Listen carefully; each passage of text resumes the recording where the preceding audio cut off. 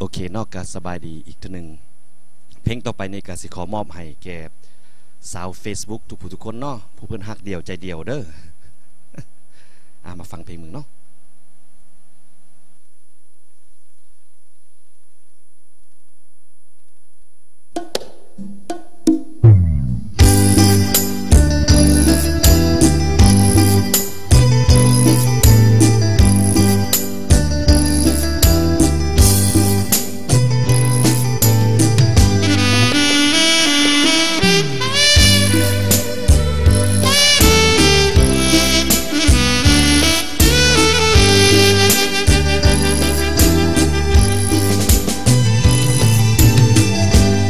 สร้างคนหลายใจ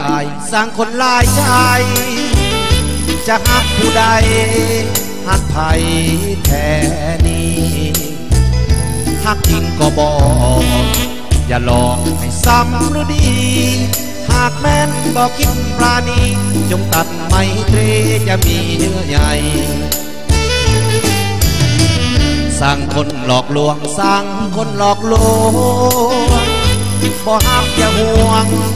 ทำห่วงใหญ่จับปลาสองมือแล้วจะถือได้อย่างใดขอห้ามจงหลีกทางไปแนวคนหลายใจบ่ปรารถนา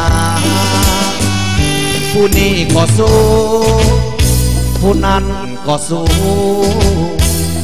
บ่หูเมื่อใดจะไขประตูวิวาจะอยู่ล่วงโลกหรืออยู่จนเท่าคำฟ้าหรือคู่วิวาหาบ่พบผ่านสร้างคนหลายใจสร้างคนหลายใจบ่หักบ่ใครแล้วอย่าลวงกันแม้นบ่หักแท้จงแก้โซ่สายสัมพันธ์ให้คลายบ่วงออกจากกันตราบสู่สิวันอย่าพบกันเลย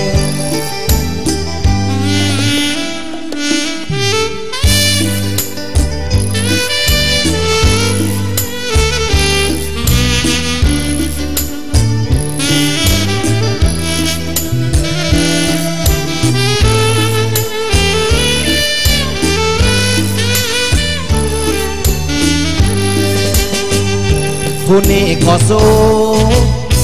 ผู้นั้นก็สู้